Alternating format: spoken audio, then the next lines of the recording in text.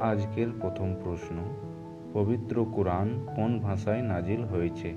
Option A আরবি, option B Hebrew, option C Aramaic, option D Latin.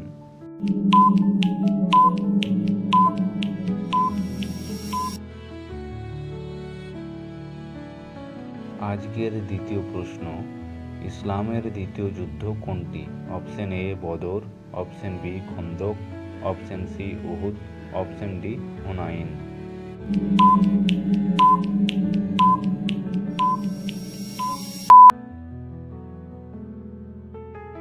আজকের শেষ প্রশ্ন, পবিত্র বাইবেল কোন ভাষায় নাজিল হয়েছে?